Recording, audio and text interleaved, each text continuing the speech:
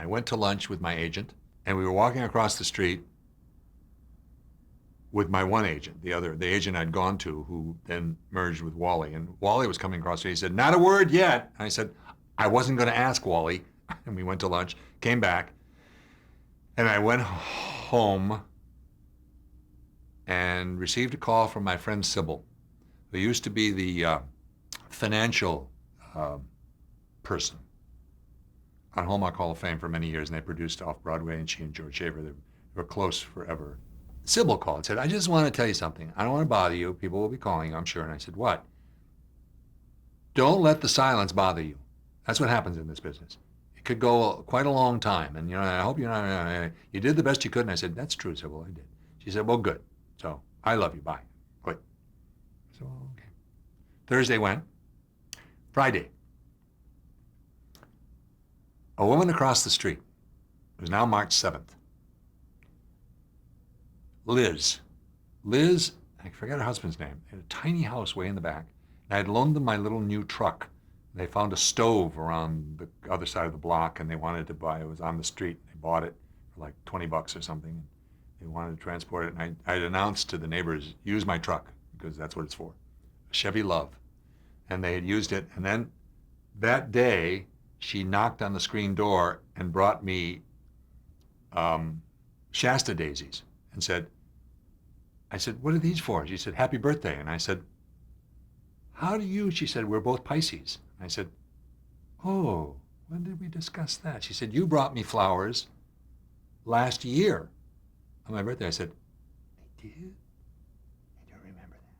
She said, "Well, you did, so happy birthday." It was my 40th birthday, March 7th, 1980. And about an hour later, she said, "Any word?" I said, oh, I told you about that. Yeah. She said, "What are you doing?" They had a little baby. They would walk the child. I said, "Well, there's this exciting thing going on. I don't know what's going to happen." I said, No. And I swear, an hour later, or a half hour later, phone rings. Wally says, "Well, they just called and said, tell them to open up the bottle of champagne because you're playing Captain." And I said, "Do they know I don't drink?" I said, "But never mind. Okay, well, what do we do?" He said, "Just stand by. Stay off the phone. There'll be a lot of phone calls. They start shooting on Monday." I said, "I know. It's the 10th. I knew it was March 10th was their start date." It turned out that the day before, they had shipped the test to Fred Silverman.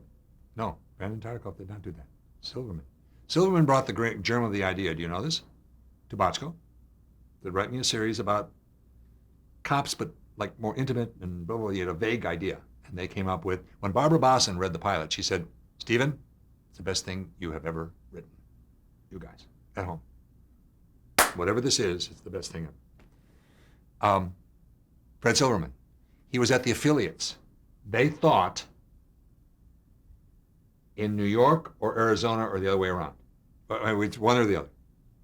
They were wrong. It was in the other place. So it had to be shipped immediately to the right place. That's the delay. Silverman said, he told me like a year later, sitting back to back at some event, he never said anything to me. Finally he said, "Well, hi, by the way, congratulations, it's really terrific work." I said, "Well, thank you." And he said, "I looked at that thing for 5 minutes." And I said, "Sure, of course, use them." I said, 5 minutes and I had to wait? I said, and my entire fate was determined in that. Suppose he had said, "Nah." What had happened was that they had all said, Bochco told me later, "This is the guy we want, get out of our way.